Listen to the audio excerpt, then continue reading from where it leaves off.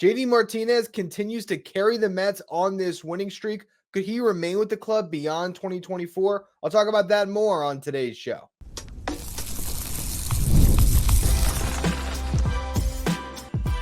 You are Locked On Mets, your daily New York Mets podcast. Part of the Locked On Podcast Network, your team every day. Hello to all you amazing Mets fans. You're watching Locked On Mets, part of the Locked On Podcast Network, your team every day. I'm your host, Ryan Finkelstein. If you want to find any of my work, follow me on X at Finkelstein Ryan. You can also find some of my writing at justbaseball.com, where I work as the managing editor. The New York Mets are on a little bit of a run here. 2 series wins in a row, 4 games won in a row, outside of that Philadelphia split in London, which you almost take that as a win. This team has been absolutely red hot since they went to DC a couple weeks ago, and it doesn't seem like they're showing any signs of slowing down. The top of the lineup really clicked today between Francisco Lindor, Brandon Nimmo, JD Martinez, and if that continues, the Mets get some good pitching. The bullpen good again.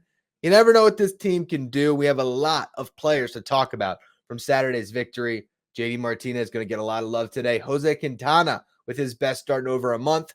But I want to open things up with the leader of the New York Mets, and that's Francisco Lindor. I think this is the year where Lindor is asserting himself as the captain of the New York Mets, the guy that is really taking ownership of this club. It goes back to the offseason, right? Who was the guy that put Brett Beatty and Mark Vientos under his wing to help bring him along defensively? It was Lindor, having workouts, through parts of this offseason with both of those guys. And now we're watching, we saw Brett Beatty earlier this year look great at third.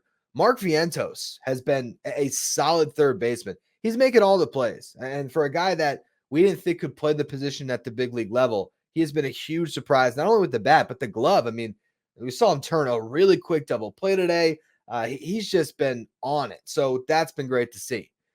But Lindor, in the 4th inning, I felt like he grabbed the momentum of this game, and he did what a star player has to do, as not only just making a big-time play, but being a showman. So 4th inning, Francisco Lindor makes an inning-ending play on a ball that was ripped up the middle. Donovan Solano hits a line drive that one hopped off the infield dirt, and Lindor, great read on it, gets on the ball in a hurry, and just is able to make a stab at it, extending his glove hand, able to field a ball that probably should have gotten through and gone to the outfield. And then in one motion, he takes his hand, digs that ball out, and has a backhanded flip to Jeff McNeil at second base to get a force out and get you out of the inning. And not only does it make that sensational play that very few shortstops in baseball could, but he celebrates it afterwards. And he was asked about it after the game. He said, he was trying to get himself going, trying to get his team going, trying to get the crowd going. This is a player that can change the course of a game. And then you see he carries it over in the bottom half of the inning, because it was Francisco Lindor with a couple of outs that ends up getting a hit where it looked like it was going to be a base hit. But what does he do? He's beating it out of the box, of course, and first base coach sends him. Jurickson Profar doesn't take a great route to the ball, so he lets it go past to Jackson Merrill in center, and Merrill fields it cleanly, throws it in, but Lindor hustling all the way, easily beats it for a hustle double. It wasn't a ball that he roped, but he was hustling right out of the box, and he's able to start a rally. Next pitch, while he's still fiddling to get his oven mitts on, Brandon Nimmo first pitch swing rips a double into the other gap, right center, and that easy one for Lindor to score on. Now Nimmo standing on second. JD Martinez all of a sudden comes up, and he hits a 2-run homer. So it's just like that, from a great play in the field to a hustle double to then Nimmo with a great double crushes the ball. I think that ball came off his bat at 110. And then it's JD Martinez who ends up hitting the 2-run homer to put the Mets up 3-0. Now, that home run came off of Johnny Brito. We talked about Adam Mazur on yesterday's show, the Padres pitching prospect. He did not look great in this game. He walked 6 without getting through 4. So he ends up getting pulled for Brito. Brito comes on. JD Martinez, tough at bat, works a full count, and he hits that home run to right center field, the 2-run shot. Then in the 7th inning, bottom 7, Martinez is up.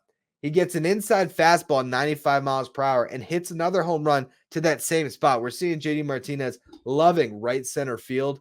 That's how you know he's locked in, when his power goes out that way. And I said it on a previous podcast, but I got to say it again.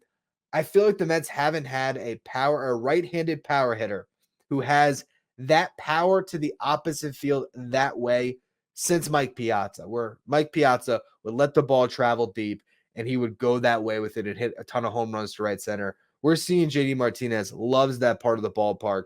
That's his happy zone. He's hitting home runs with exit velocities of 105, just driving the baseball out that way.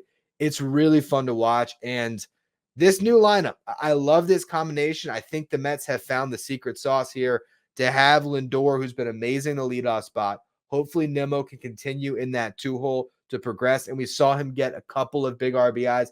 He did blow a bases loaded opportunity early in the game. Didn't let that get him down. Has that big hit in the fourth to drive in Lindor. Then to tack on in the eighth to make it a non-save situation, he drives in Jeff McNeil with the base hit. So a couple of nice moments from Nimmo in this game. He also caught a ball going into the stands and left. So great game by Nimmo.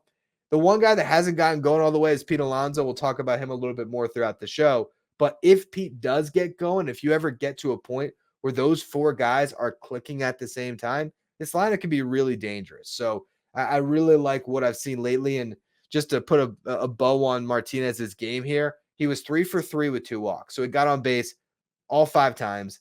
In the 14 games since the players' meeting, that's going to be infamous potentially, where the Mets have gone 10-4 since then, JD Martinez has multiple RBIs in 4 of them. He's homered 5 times since the players' only meeting, and he has multiple RBIs in 4 of the past 6 games for the Mets, really being the driving force carrying this offense. So if this continues, could be some really good things ahead for your Mets team here. Now, Jose Quintana deserves a lot of love too, because I have been criticizing him as much as any starting pitcher in this rotation. I've been even saying the Mets should DFA Jose Quintana, and he made me eat my words today. So it was a good start by him.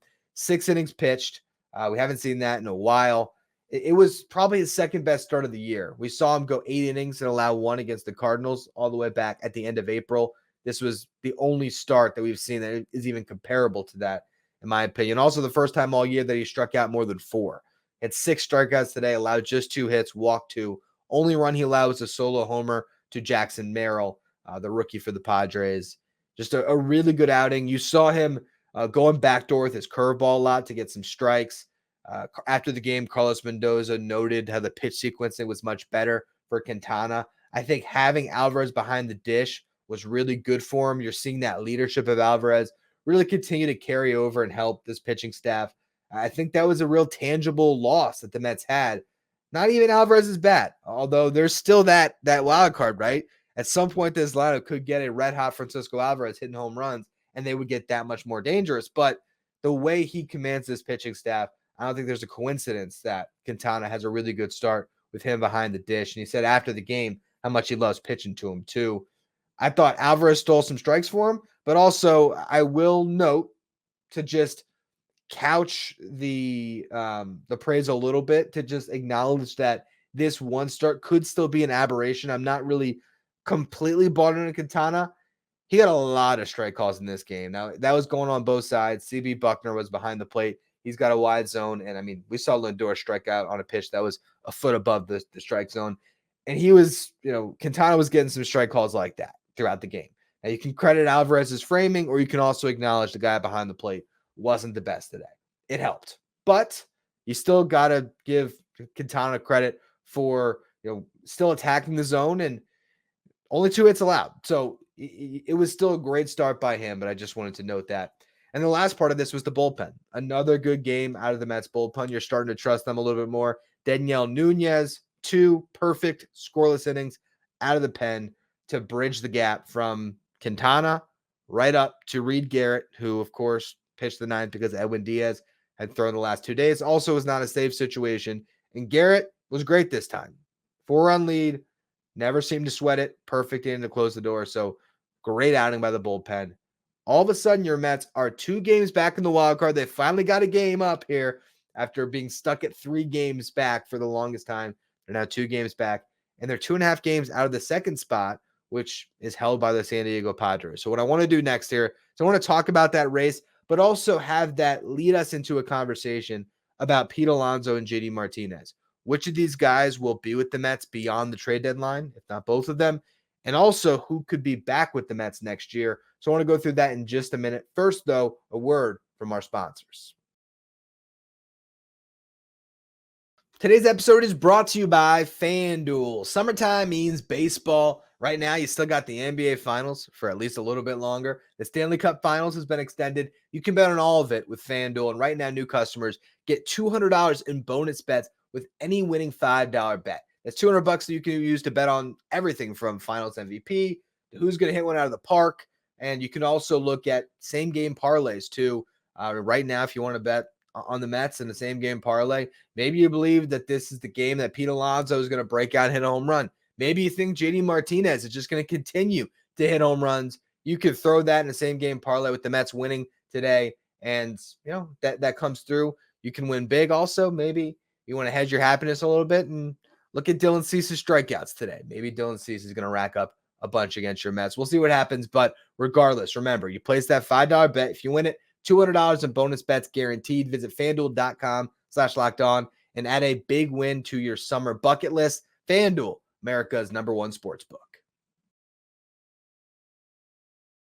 If you're an everyday listener to the show, make sure you become a Locked On Mets insider. This is our texting service where you get updates from me anytime something breaks from the Mets. You get the lineup graphics sent to your phone each day, so you'll know exactly where the Mets are when it comes to the starting nine without having to go on social media. You'll also take part in our Locked On Mets signed photo giveaways. If you want to be a Locked On Mets insider, find the link in the episode description. Go to subtext.com/LockedOnMets.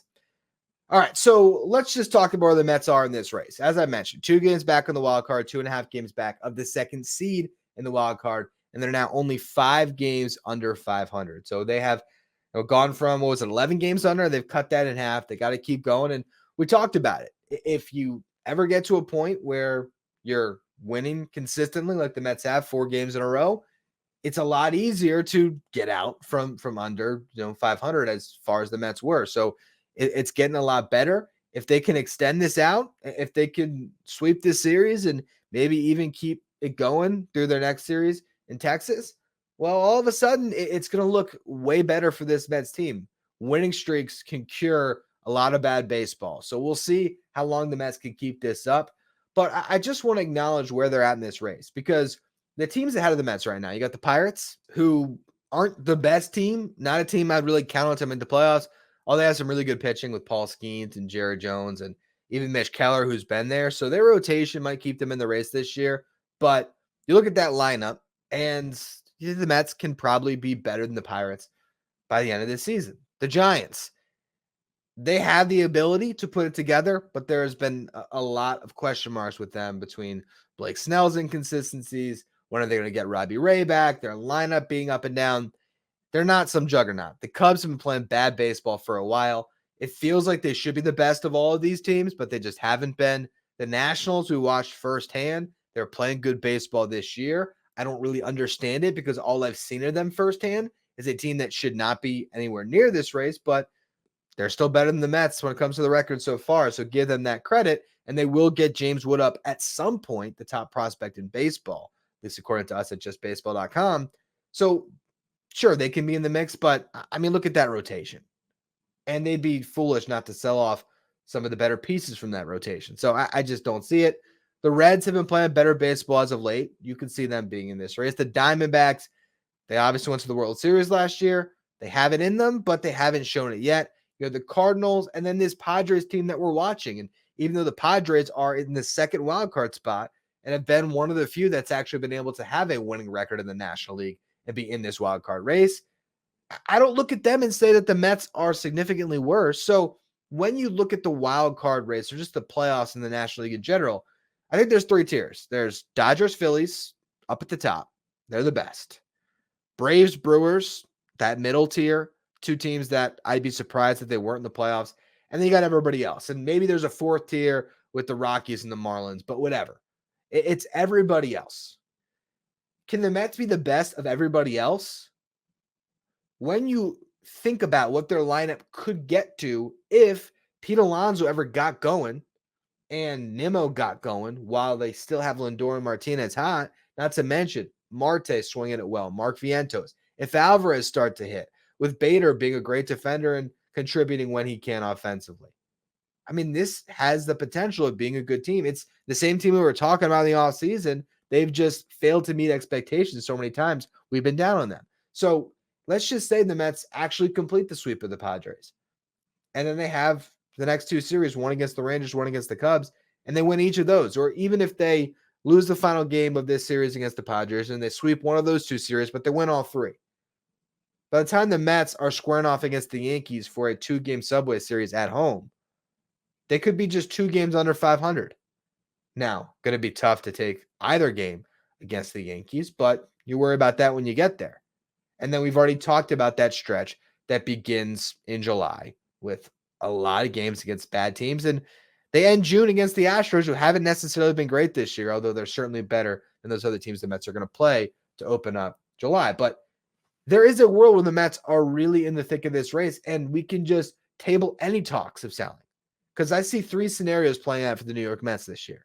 Scenario 1, they vault themselves atop this wild card race. And what I mean by that is atop all of these other teams, where it's Braves and then the Mets are, by the time you get to the deadline, the Mets are sitting comfortably in that second wild card spot.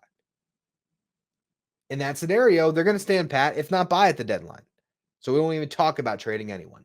Scenario 2, this is a mirage. What we're enjoying right now is another mirage, just like the 12-3 could have been earlier in the year, where they had that 15-game stretch after going 0-5 and have another horrible stretch, and they basically push themselves into being sellers. So there's those 2 distinguishable, kind of clear answers for what the Mets will do at the deadline. And then there's scenario 3, where you're about 500 at the deadline. You haven't distinguished yourself as a buyer or a seller. And in this case, I could see the Mets being selective sellers. So what does that mean? You got Severino pitching really well. And you have Kodai Senga, who might come back at some point after the All-Star break, if not August. He threw his second bullpen session today. They're going to give him another one midweek. If that goes well, he'll be up to live BPs. And then if that goes well, maybe rehab. And we'll see how that process goes for Senga. But you can envision a world where you take advantage of the fact that Severino might give you a couple really good prospects at the deadline, and then you plug in Kodai Senga, or maybe you flip Sean Manaea and plug in Christian Scott or Jose Budo. I could see the Mets taking advantage of their starting pitching depth at this deadline if they're not a clear-cut playoff team by the time you get there. Then there is the position players. Now, Pete Alonso is the guy that everyone is trying to talk into getting traded.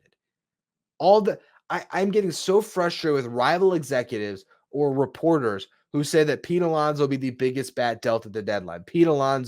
Rival executives believe Pete Alonso will get traded. That is the stupidest report I ever read when I see rival executives believe whatever. Because that's, okay, a reporter, Bob Nightingale, calls up whoever, we'll just say calls up Jerry DiPoto at the Mariners. Do you think Pete Alonso is going to be on the market? Yeah, the Mets aren't looking good this year. Of course he is. All right, click. That's our story. And it just breeds clicks and everything else. And look, I can't, say that I don't do that. In some respects, I create content every day. I'm putting Alonso in the title of a show today, but there's more substance to what I'm talking about here, because I'm really not, the conversation to me is more about 2025 than this year. I still don't believe Pete Alonso gets traded this year, but if the Mets are in a scenario where they're completely out of the playoff race, then yes, they do that. But if you're in that selective seller mode and you had to decide what to do, trade Pete or trade JD Martinez, I think that just comes down to who's hitting better and who gets you a bigger return. Because everyone out there can say Pete Alonso gets the bigger return because he's the bigger name. He's the young superstar. He's the guy that, another fan base, a front office can sell Alonso to their fan base better than JD Martinez. But JD Martinez is better this year, so you just don't know how that's going to work out. So selective seller scenario, yes, I could make a case that you could trade Pete Alonso, get a bigger return because he's the bigger name. You slide Vientos to first, you put Beatty at third, and the Mets could still sneak into a wild card this year in a selective seller scenario. You also have Starling Marte and Jeff McNeely's other pieces that you don't know what the Mets are going to do with. In a selective seller scenario, it depends. I could see Marte being dealt to get his contract off the books for next year. So you just sort of clear out a guy that you don't really know what you're going to get at a high dollar amount, but that's a conversation for another day. So let's not even get into that. What I'm more curious about is, let's just say the Mets stay in this race and they make the playoffs. Maybe they win the wild card round. They're knocked down the division round. And they kept this group together. They kept who they have right now in the starting lineup. That was the group that carried them through this season. What would the decision be next offseason with Pete Alonso? And could you talk yourself into a scenario where, instead of signing Pete Alonso to a 6 or a 7-year deal to be your first baseman and potentially the DH down the road, or would it make more sense to let Alonso walk in that scenario and just bring JD Martinez back on another 1-year deal? Maybe it's a 1-year deal with a club option that has a buyout, whatever it is. And Mark Vientos is your first baseman moving forward. So I want to talk about that sort of wrinkle to all of this in the next segment. First, though, a word from our sponsors. Today's episode is brought to you by SupplyHouse. Get supplies from the site that's made for skilled trades, SupplyHouse.com. SupplyHouse.com is a reliable way to order plumbing, HVAC, and electrical products online with their easy-to-use website, which is packed with helpful resources and the latest product info to help you get the job done right. Get expert support and industry-leading service from the friendliest folks in the business, and talk to a real person every time. Pros in the skilled trades can get a competitive edge by joining SupplyHouse's free trade master program, where every trade master gets access to a dedicated phone line, free shipping, and discounts on every order. Join the thousands of trade pros who are already benefiting from their free membership at supplyhouse.com/T-M and order plumbing, HVAC, and electrical supplies from anywhere with just a few clicks at supplyhouse.com. Neither the NBA Finals or the Stanley Cup Finals has ended in a sweep, each series going to 5 games. If you want to be up to date with the latest in the world of sports, make sure you check out Locked On Sports Today, streaming 24/7 on YouTube. So Pete Alonso or JD Martinez, who would you rather see on the Mets in 2025? Let's just start there. This season, it's clear who's been better. JD Martinez. He's hitting 286, 350 on base, 509 slug. Alonso's hitting 229, 309, 451 slug. You look at weighted runs created plus. This is a stat that measures hitters on a league average of 100. Pete Alonso's at a 119 for the season. JD Martinez 149. So JD Martinez has been 30% better than Pete Alonso. Alonso has 14 home runs. JD Martinez, all of a sudden, with 3 home runs here lately, has caught up in quick order here. He's at 8 home runs. He's had 120 less plate appearances than Pete. Alonso has a 763 OPS this year, had an 821 OPS last year. JD Martinez has an 859 OPS this year, and last year it was 893. He's found something again. I mean, he had a down 2022, but JD Martinez, with what he did with the Dodgers that is now carried over with the Mets, has once again been one of the best right-handed hitters in baseball.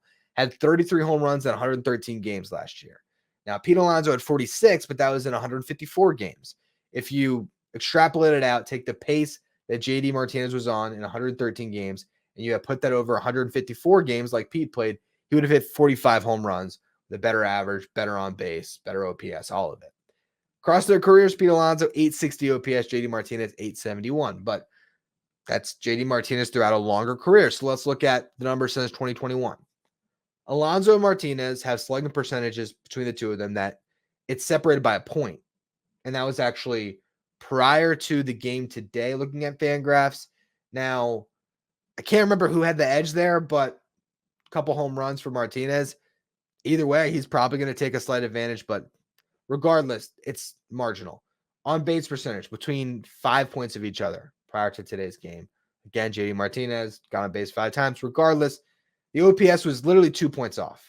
2 points off. So since 2023, these guys have been very comparable. The difference is Alonso has been the better home run bat. 54 more home runs. He's also been the more durable guy. He's played 92 more games. Alonso will be 30 next year. JD Martinez will be 37. Now, the one note I'll say on JD Martinez, he missed a chunk of games last year. He already missed a chunk of games this year. Alonso posts every day. So that's one, advantage to Alonso. I also don't know mentally what the last 2 years have sort of done to Alonso as far as his performance. Between how bad the team was last year, he had a rough injury that he probably shouldn't have played through last season that hurt his numbers at a middle portion, and it was at the same time when the Mets were really struggling. So I don't know, right? I don't know what toll that took on him. And this year, the contract, I think it's clearly weighing on him. So if you were to envision what Pete Alonso would be in 2025, minted with a new deal, do I think that the production between these two guys would still be comparable? Yes. In my opinion, I think that these two guys next year would be close to the same level of hitter alone. Pete gives you a guy that can play the field and a durable guy. So there's some advantages there. He'd be 30. JD Martinez would be 37. Where this will be very interesting, if Pete Alonso is going to get paid what he wants in free agency, if there are deals out there for him that pay him north of $25 million for 7 years, whatever it is, it's unfortunate, but you could see him walking. We're going to talk about what a Pete Alonso contract could look like from the Mets. I've done this before, but I'm going to do it again this week. I think I'm going to write an article about it as well. And you can maybe kind of chew on that and get a little better understanding of what a good contract for both sides would be. But when it comes to Pete Alonso, you're talking about the homegrown guy, the all-time home run record, all of these things. Can Pete Alonso at 37 be the hitter that JD Martinez is now at 36 and 37? JD's 36 now. He'll be 37 next year. At the end of that deal, will Pete be that guy? It's a big question mark. Do you want to pay the guy that is still that hitter at that age now because it's a shorter term deal and it leaves you more flexibility in the future? You have Mark Vientos, who can be the first baseman of the Mets as soon as next season. You have Brett Beatty, who could, end up being the third baseman if it's not Vientos. You have Ronnie Mauricio, who could factor in at third base potentially.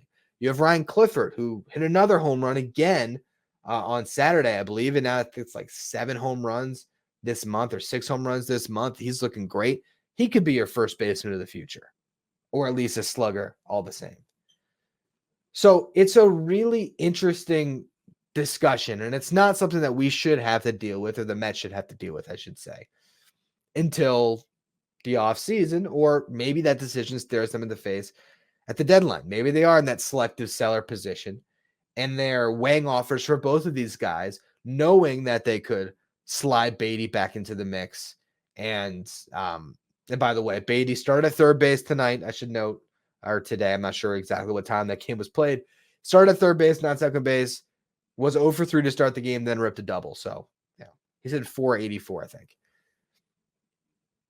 The Mets will have a decision to make at this deadline. If they are clearly contending, then they just keep them all and cool. Kick the can down the road. They're in the selective seller position. They could conceivably trade one of these guys and basically make the Alonso decision now. And JD Martinez is a guy that I think at this stage of his career wants to keep playing baseball and probably just wants a home where he can keep doing that, not to go through free agency the way he just did. And that home probably would have been with the Dodgers had they not been able to sign Shohei Ohtani. If Ohtani is a Blue Jay right now, JD Martinez is a Dodger. We never see him in a Mets uniform. But I do see a world where JD Martinez could sort of stick around with the Mets for at least next year on another 1-year deal and be this professional hitter mentoring a young team. And it's somebody else, whether it's Vientos or anybody else, stepping in at first base for Alonso, who has gone up to the team. I can't remove my fandom from it when I talk Pete Alonso. You're going to notice that as we lead up to the deadline, regardless of where the team takes this conversation. As I said, they really will drive what we're talking about. I want Pete Alonso in a Mets uniform. I do. That's just where I'm at with it. And, for me, here I'm wearing a Jacob deGrom shirt a couple years after he left. I mean, look, that's where I'm at. Okay. But also trying to be objective, trying to cover this team at all angles. I feel like it's worth noting that you have a guy in JD Martinez who right now, I think the difference between these two guys as hitters at the moment is JD Martinez. He talked about it again. He has a process. He knows what he's doing. He's been doing this for a long time. He goes about his process to be able to put himself in position to have the best at-bats he can possibly have. He trusts his process. So when the results are there, it's great. When they aren't, he continues to trust his process. And Alonso needs to learn from JD Martinez and get into that boat, because when he does, physically, and even just as a hitter, he has all the tools to have the type of career that extends as long as JD Martinez has, where a 7-year deal would be great for the Mets and would not hurt them, even at the back end of it, where he could be a DH for this team for a long time. And I don't want to say, it came across my head, so I'll say it, be the Mets version of Big Papi for the Red Sox. You need a lot of playoff success and way better numbers, but the point more is a guy that is just always there in that DH spot eventually when he phases off of first, which still isn't, I think, anything that would come in the next few years. But that's the juggle or the debate that I'm sure it's constant whenever the front office is thinking about the Pete Alonso situation. And you just have to see what happens. And I think for me, as a fan, what I'm pulling for here is the New York Mets table all of these conversations to November, December, January, as they give us a good season here. They're, if not buyers, they're standing pat at the deadline, and they are trying to win this year. That's my hope, but you never know what's going to happen here. We'll see if they can keep the good times rolling on Sunday. Tyler McGill versus Dylan Cease, not the best matchup, but that does not necessarily mean anything. We'll be watching at 1 o'clock, see what the Mets do, and I will be back for another show, of course, on Monday morning. Appreciate all of you who are listening on the audio side. If you are, make sure you follow, rate, and review wherever you get your podcast. If you're watching on YouTube, hit that subscribe button for me. We're trying to get up to 9,000 subs, so I appreciate all of you who continue to subscribe. If you want to be a Locked On Mets Insider, find the link in the episode description. You can follow me on X at Finkelstein Ryan. Follow the show at Locked On Mets. Thank you for making Locked On Mets your first listen or your first watch every day. Now for your second watch, check out Locked On Sports Today, which is streaming 24/7 on YouTube, covering everything in the world of sports.